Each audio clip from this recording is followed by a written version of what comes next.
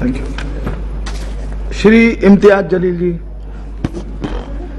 अध्यक्ष महोदय, 14 सितंबर 1984 को जब हमने द फैमिली कोर्ट्स एक्ट बनाया तो उसका मकसद ये था कि हम कंसिलिएशन के जरिए, यानी कि हम बातचीत के जरिए, समझौता के जरिए मामलों को निपटा सके।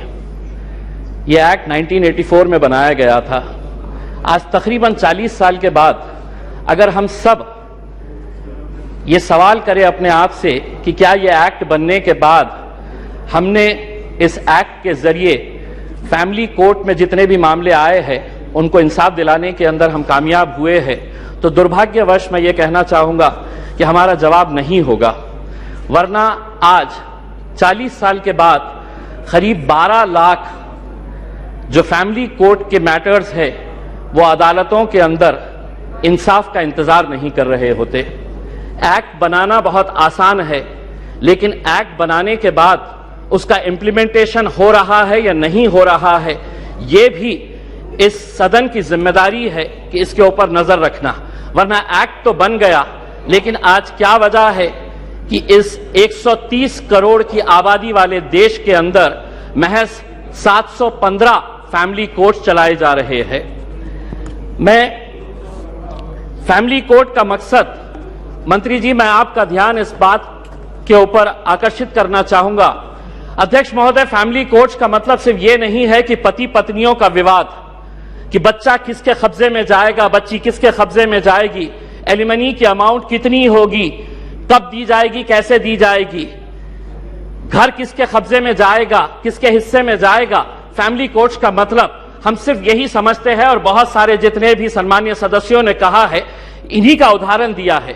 मैं मंत्री जी आपसे हाथ जोड़कर विनती करना चाहूंगा, हम एक ऐसे समाज के अंदर रहते हैं जहां एक नई संस्कृति को हम देख रहे हैं कि हमारे बूढ़े माँ बाप जिन्होंने हमें पाल पोस कर बड़ा किया है, जब वो बूढ़े हो जा रहे हैं तो इस देश के अंदर बहुत सारे ओल्ड एज होम्स खोले जा रहे हैं, वृद्ध आश्रम खोले जा रहे हैं। क्या इनके लिए कोई कानून है कि जिन माँ बाप ने अपने बच्चों को पाल पोस कर बड़ा किया है, जब वो बूढ़े हो गए, बच्चे की शादी हो गई, तो बहू को माँ बाप पसंद नहीं आ रहे, अपने सास ससुर पसंद नहीं आ रहे, बेटा अपने माँ बाप को बोझ समझ रहा है, और एक दिन दोनों बेटा बहू अपने बूढ़े माँ बाप को उठाते हैं, ले जाते हैं, और जिस तरह घर का कचरा उठाकर हम बाहर फेंक देते हैं, तो हम उन्हें ओल्ड एज होम में ले जाकर छोड़ दे रहे हैं।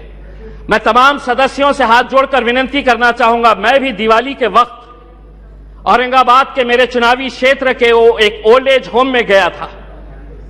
मंत्री जी, हैरानी हुई वहां पर देखकर कि एक रिटायर्ड जज वहां पर उस ओल्ड एज होम में है।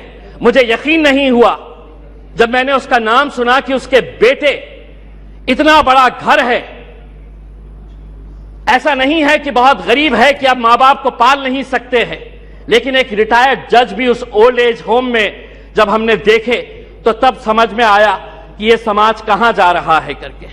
तो ऐसे लोगों के लिए क्या कानून होना चाहिए फैमिली कोर्ट के जरिए? पति पत्नियों का विवाद तो जो है ये जिंदगी भर चलता रहेगा, इन्हें भी इंसाफ मिलना चाहिए, लेकिन वो बूढ़े मां बाप कहां जाएंगे? फैमिली कोर्ट के अंदर कुछ ऐसा सेक्शन लाया जाए कि जो बेटा अपने मां बाप को कूड़ादान समझकर, कचरा समझकर ओल्ड एज होम में डाल रहा है, उसे अखबार के अंदर एक नोटिफिकेशन अपनी तस्वीर के साथ, अपनी फोटोग्राफ के साथ उस अखबार में उसे यह नोटिफिकेशन देना होगा कि मैं अपने मां बाप को ओल्ड एज होम में डाल रहा हूं। ऐसे बच्चों को समाज के सामने हमें खड़ा करने की जरूरत है। लाइए कानून, वरना वो बूढ़े मां बाप जो रोकने के अलावा कुछ नहीं कर सकते हैं, क्योंकि कोई कानून नहीं है, उनका कसूर सिर्फ इतना है कि उन्होंने अपने बच्चों को पाला पोसा बड़ा किया।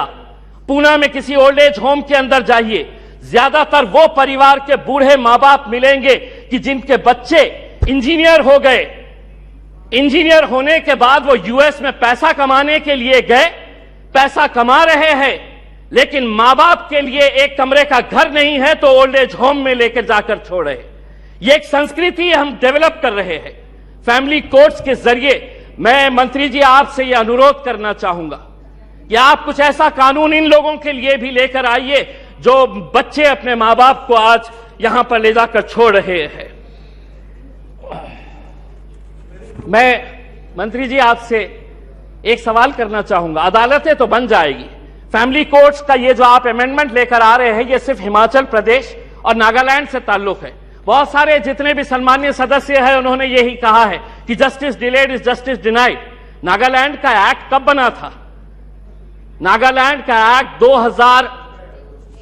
2008 के अंदर बना है।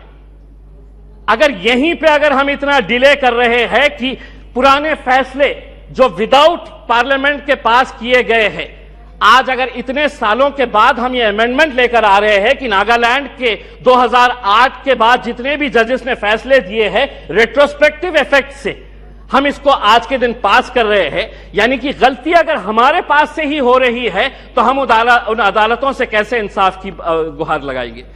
अदालतें एक्ट बनाना बहुत आसान है। मैं मंत्री जी, आप कुछ दिन पहले औरंगाबाद आए थे, वहां पर आपको लॉयर्स एसोसिएशन ने एक मेमोरेंडम दिया है। अगर से महाराष्ट्र की अदालतों की अगर हम बात करते हैं, 91 सैंक्शन पोस्ट ऑफ हाईकोर्ट जजेस है। अध्यक्ष महोदय, 91 पोस्ट ऑफ हाईकोर्ट जजेस है, उसमें से महज 56 जजेस है, यानी कि वैकेंसी आप देख लीजिएगा कि तकरीबन 40% वैकेंसीज है। अब मैं आपको अंदर की बात बताता हूं। हाईकोर्ट के जजेस जब अपॉइंट किए जाते हैं तो सुप्रीम कोर्ट का कॉलेजियम इसे डिसाइड करता है। यह पूरा सुप्रीम कोर्ट के कॉलेजियम ने अपना रिकमेंडेशन दे चुका है। क्या वजह है कि सरकार ने इसे इतने सालों से रोक रखी है? क्यों नहीं आप, अगर ये मानते हैं, सभी लोग कह रहे हैं कि पेंडिंग केसेस है, तो सरकार की क्या मजबूरी है कि हाईकोर्ट के जजेस जब सुप्रीम कोर्ट कॉलेजियम ने रिकमेंडेशन भेज चुका है तो सरकार क्यों रोक रही है? हम भी जानते हैं, विपक्ष अच्छी तरह से जानता है कि क्यों रोका जा रहा है करके, लेकिन आज जब आप जवाब देंगे तो हम उम्मीद करेंगे कि आप इन फैमिली कोर्ट्स के अलावा, क्योंकि आज आप एक्ट तो अपने आंकड़ों के जरिए पास कर लेंगे, लेकिन सिर्फ इमारत बनाने से इंसाफ नहीं मिलेगा। उस इमारत के अंदर उस कुर्सी के ऊपर बैठने वाले, ये सदन कोई मायने नहीं रखता है अगर वो ये स्पीकर की कुर्सी खाली रही तो। वो स्पीकर की कुर्सी जितनी महत्वपूर्ण इस सदन के लिए है, उसी तरह अदालतों के अंदर जजेस की कुर्सी भी बहुत मायने रखती है। लेकिन अगर आप ये मानेंगे कि नहीं, इतने करोड़ केसेस पेंडिंग है, तो कौन उसका निपटारा करेगा? आप ही करेंगे मंत्री जी, आप ही को करना है। और अगर सुप्रीम कोर्ट कॉलेजियम ने अपना महाराष्ट्र के जजेस का रिकमेंड कर चुका है तो सरकार उसे क्यों रोकी है, इसका जवाब भी आपको देने की जरूरत है। आपने एक ट्रिपल तलाक का कानून लेकर आए थे, इसके जरिए यह भी फैमिली कोर्ट का मैटर है। मैं आपसे पूछना चाहूंगा, उस वक्त जब ट्रिपल तलाक का मामला आया था तो बहुत सारे लोगों ने चीख चीख कर कहा था कि हमें मुस्लिम बहनों के साथ इंसाफ करने की जरूरत है। आज वो फैमिलीज भी आपसे पूछना चाहती है, ये एक्ट आपने बनाया आंकड़ों के जरिए, हमारे विरोध होने के बावजूद आपने एक्ट बनाया। अब आपकी जिम्मेदारी है ये बताएं कि एक्ट बनने के बाद कितनी मुस्लिम बहनों को आपने इंसाफ देने का काम किया है, ये उम्मीद करते हैं। धन्यवाद। Thank you. Shri Rajiv Pratap Rudy ji.